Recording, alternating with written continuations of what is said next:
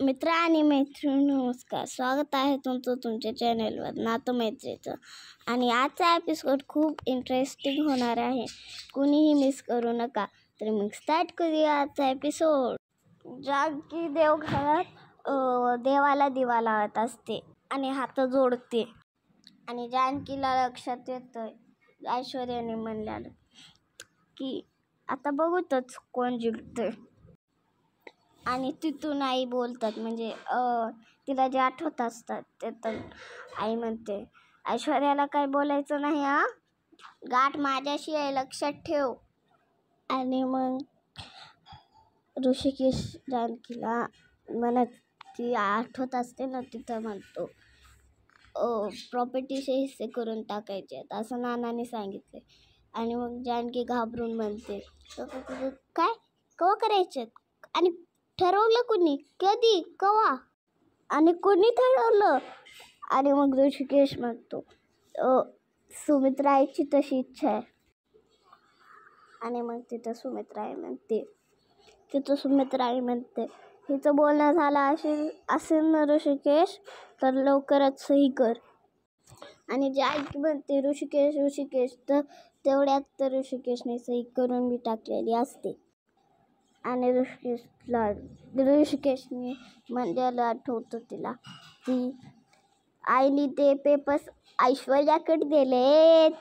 जानकीचं ते आठवणं संपतं आणि ती म्हणते, का का का का का सुमित्रा आईने ऐश्वर्याकडे प्रॉपर्टीचे इतके महत्त्वाचे पेपर दिले, त्याच्यात काही गडबड तर नाही ना.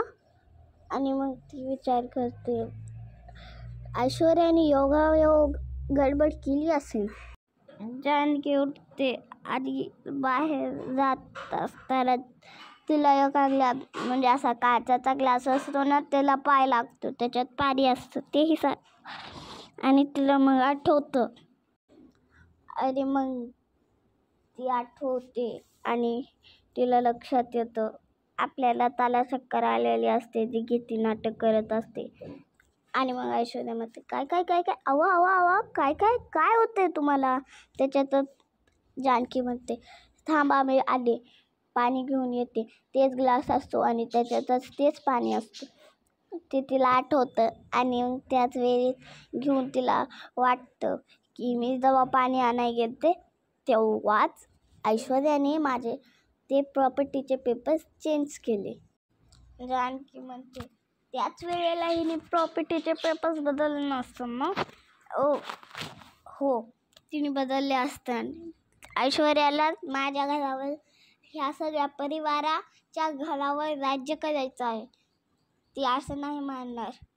तिला या घराचं राज्य बनायचं, राजा बनायचं ह्या घराचा. आणि मग जानकी ऐश्वर्याला डबल विचार करते, काय ऐश्वर्याची मदत लताबाईने तर नाही केली ना. हो, त्यांनीच ऐश्वर्याला मदत केली, म्हणजे हे चक्कर, हे सगळं नाटक होतं. मग बाहेर ऐश्वर्या आणि लताबाई बोलत असतात. ऐश्वर्या म्हणते, सगळे विचार करतात की प्रॉपर्टीचे पेपर्स हिस्से वाटले आणि नंतर हिस्से झाल्यानंतर वाटले की लताबाई डायरेक्टच गायब कशी झाली. ऋषिकेशला वाटलं किती पळून गेली. ऋषिकेश पोलिसाकडे जाऊन पोलिसाच्या हातात धरून शोधायला लागणार. एकदा जर पोलिसांनी तुला शोधलं तर मग आणि मग पोलिसांना जर तू एकदा जे सापडलीस तर मग तू जेलमध्ये हातकडी घालून एकटी पलंगावर झोपून पडशील आणि तिथंच 1-2 महिना राहत. तुला तुझ्या मुलीचा पत्ता नाही मिळणार, काऊन की तू तेव्हा जेलमध्ये असते ना. तिथं सारा थांबलेला असतो. आता तूच विचार कर, तुला तुझ्या मुलीला भेटायचं आहे का जेलमध्ये पडून राहायचं. आणि मग लताबाई अचानकच रडायला लागते. आणि मग सारंग म्हणतो, अहो ते बैल बी नाही, ते टेडी बिअर बैल सगळ्यात आहे, मोठे जे वस्तू असतात ते. तो म्हणतो, अहो असं काही रडतंय. अहो ताई ऐका ना, रडू नका तुम्ही. आणि मग लता म्हणते रडत रडत, अहो मी पाया पडते हो तुमच्या, का करतायत असं? मी तुमच्या पाया पडेन, पण का करतायत असं? भेटू द्या ना मला माझ्या मुलीशी. आणि लता जोराने म्हणते, आता मला सुटका कर ना ग बाई तू. आता मला नाही राहत. मला माझ्या मुलीकडे जायचंय. मला पत्ता दे तिचा, मला पत्ता दे तिचा, असं लताबाई म्हणते. लता हात जोडून त्याच्यासमोर माफी मागत असते. मी असं का केलं? देवासमोर असं नाही हा, त्यांच्यासमोर माफी मागत असते. का हे मलाही माहिती नाही आहे. आणि आता ती वरून अजून हात घालून सारंगाने, हाताची घडी घालून सारंगाने ऐश्वर्या थांबलेल्या असतात. आणि ती अचानकच ऐश्वर्या म्हणते, अयो अयो अयो लताबाई रडू नको ग, असं करत नको रडू ग लताबाई, मी आहे ना, कशाला रडतेस तू, असं म्हणते. हे बघ, तुला तुझ्या मुलीचा पत्ता हवा आहे ना? मैत्रिणीनं माझ्या मुलीला आला कंटाळा, आता पुढं बघूया काय होणार आहे. आणि ऐश्वर्या म्हणते, तुम्हाला तुमच्या मुलीचा पत्ता हवा आहे ना, पण त्यासाठी आपल्याला प्लॅनिंग करावं लागेल. आणि सारंग म्हणतो, बरोबर आहे ऐश्वर्या तुमचं, असं प्लॅनिंग करूनच करावं लागेल. सारंग म्हणतो, प्लॅनिंग न करता तुम्हाला असं घराबाहेर नाही ना काढता येणार. त्यावर ऐश्वर्या म्हणते, तेच तर सांगते मी सगळ्यांना सांगेन प्रॉपर्टीच्या वाटण्या झाल्याच्या नंतर पार्वती आई चारधामच्या यात्रेला जाणार आहे. ऐश्वर्या हात जोडते आणि सारंग म्हणतो, चारधामची यात्रा मस्त आहे, पटेल सगळ्यांना पटेल. आणि ऐश्वर्या म्हणते ऐश्वर्याला त्याला म्हणते, मग जाताना मी तुला तुझ्या मुलीचा पत्ता देईल, मग तू बिंदास तुझ्या मुलीकडे राहा, खा पी, तू रोटी खा, जाडजूड हो, काय करायचं ते कर, आय डोंट केअर. पण त्यानंतर तू मला ओळखत नाही, मी तुला ओळखत नाही. लता म्हणते, तू नक्की असं करशील ना? तू सगळ्यांना मी जाणार आहे असं सांगशील ना? ऐश्वर्या सारंगच्या डोक्यावर हात ठेवते आणि म्हणते, माझ्या नवऱ्याची शपथ, आता फक्त काही दिवस उरलेत, जाऊन झोप, मस्त आराम कर. लता तिथून पदराने नाक तोंड पुसत निघून जाते. सारंग डोक्यावर हात ठेवतो आणि विचार करतो, ऐश्वर्याने माझी शपथ घेतली. लता जिना उतरून खाली येते, तिच्या रूममध्ये जायला निघते. तिच्या रूममध्ये अगोदर जानकी उभी असते आणि लता दार उघडते. तोच जानकी तिच्यासमोर उभी असते, हाताची घडी घालून एकटक तिच्याकडे पाहते. आणि तिला पाहून एकदम ही लता घाबरते. लता म्हणते, जानकी तू? आणि जानकी म्हणते, हो मी. जानकी हसते आणि म्हणते, काय झालं? अहो मीच आली आहे तुमच्या खोलीत, ही तुमचीच खोली आहे ना, या आत या. जानकी लताचा हात धरते आणि तिला मध्ये आणते. जानकी म्हणते, तुमचे हात गार पडले तो, एवढं घाबरायला काय झालं? लता म्हणते, अगं घाबरायला काय, तुला मी असं अचानक पाहिलं ना म्हणून घाबरले. जानकी हसते आणि म्हणते, जगातल्या तुम्ही पहिल्या सासूबाई असाल ज्या की सुनेला घाबरते. आणि परत जानकी हसून म्हणते, मस्करी करते मी, द्या टाळी. आणि लता तिला टाळी देते. जानकी पुढे म्हणते, सकाळी तुम्हाला चक्कर आली आणि आता देवघरात पण चक्कर येऊन पडलात ना? हो ना? आणि त्यावर लता म्हणते, नाही ते काय आहे ना, मला बीपीचा त्रास आहे ना, अशी अधूनमधून चक्कर येते. आणि त्यावर जानकी म्हणते, मी कुठं म्हणलं तुम्हाला बीपीचा त्रास नाही आहे, तुम्ही खोटं बोलताय, नाटक करताय. जानकी लताजवळ जाते आणि म्हणते, नाटक करताय तुम्ही? आणि त्यावर लता म्हणते, मी कशाला नाटक करू? जानकी पुढे म्हणते, तेच तर, मला तुमची काळजी वाटली म्हणून मी डॉक्टरकडे गेले, त्यांच्याकडून औषधं घेऊन आली तुमची औषधं आणायला. आणि जानकी त्या गोळ्या बाहेर काढते आणि काढतच म्हणते, डॉक्टरांनी मला सांगितले की ह्या गोळ्यांचा कोर्स जर पूर्ण केला ना की तुमचा बीपीचा सगळा त्रास दूर होईल. जानकी एका हातामध्ये गोळे आणि एका हातामध्ये पाणी घेऊन लताकडे जाते आणि म्हणते, चला घ्या.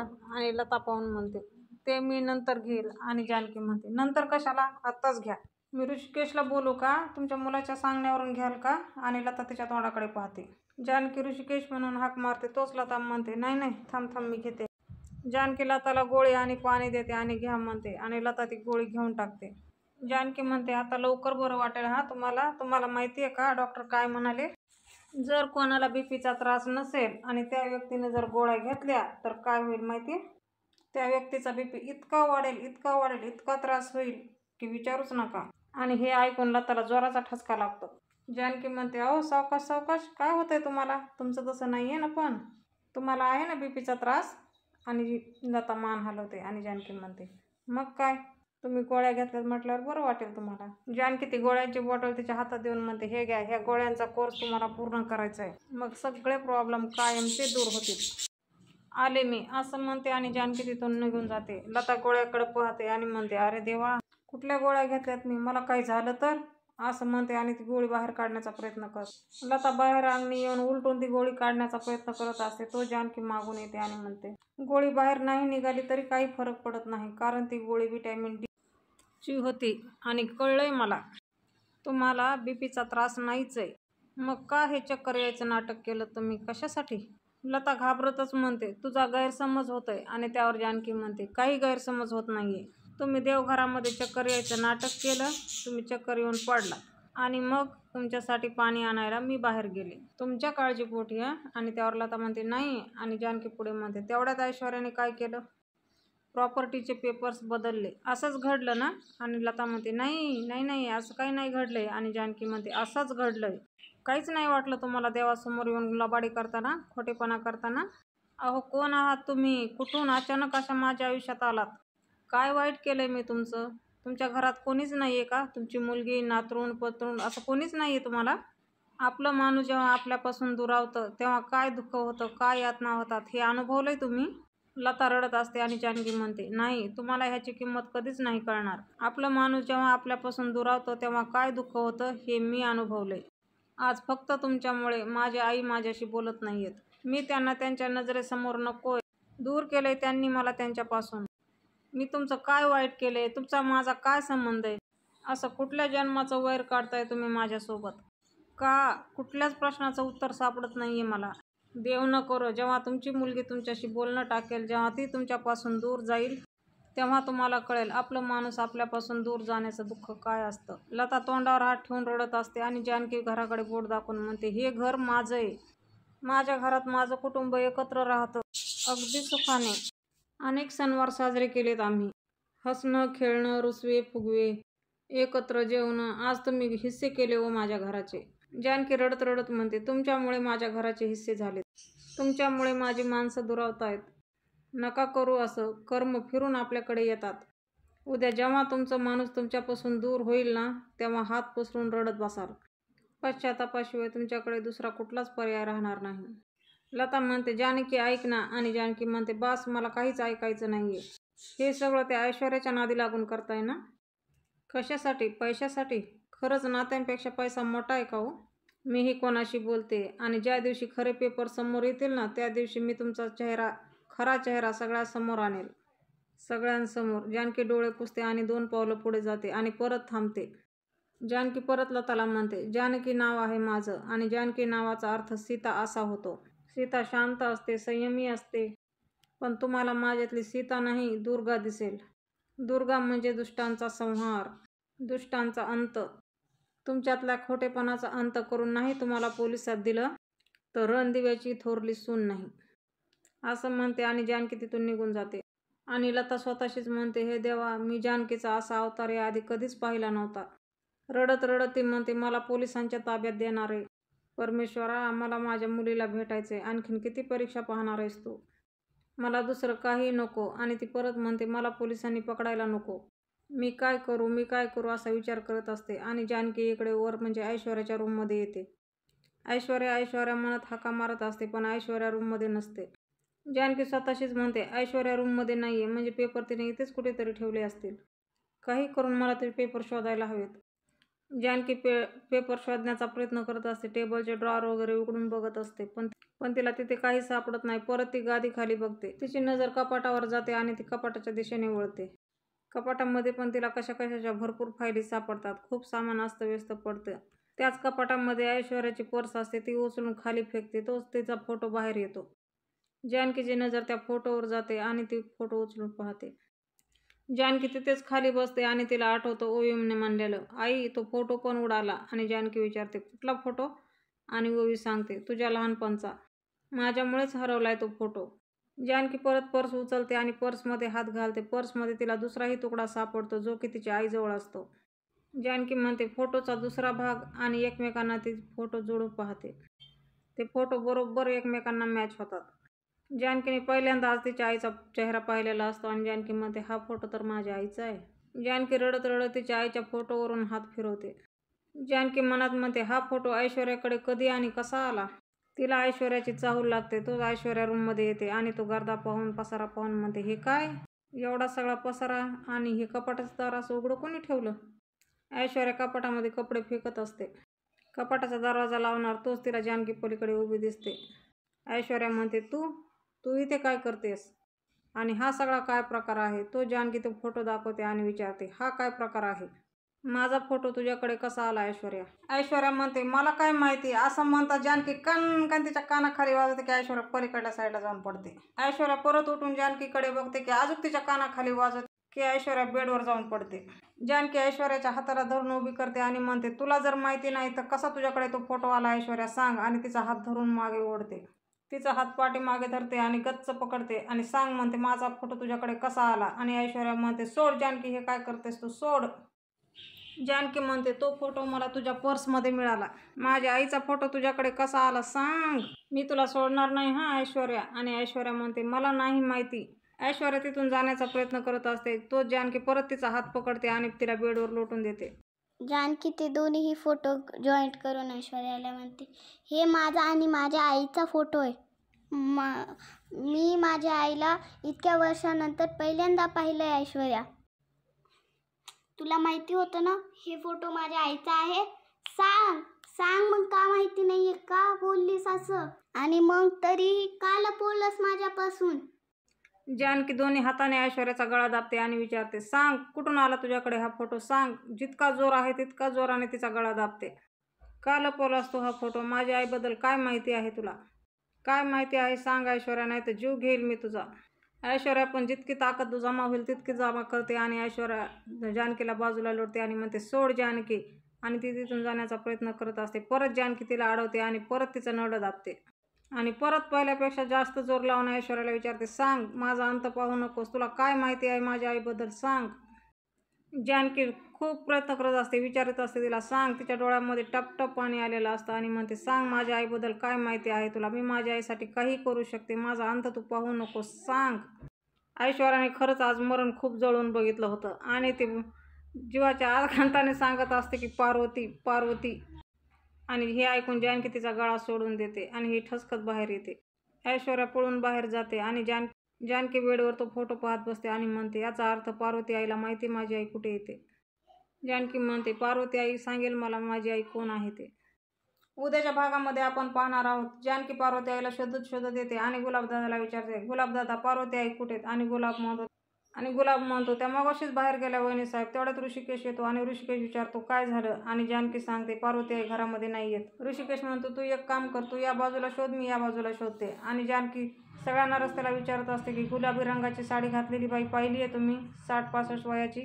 जानकी लताबाई हाका मारत असते आणि एका मंदिराजवळ येते. ती एका गुरुजीला विचारते, गुरुजी, एका बाईला तुम्ही पाहिलंय जिने गुलाबी रंगाची साडी घातली होती, 60-62 वय असेल?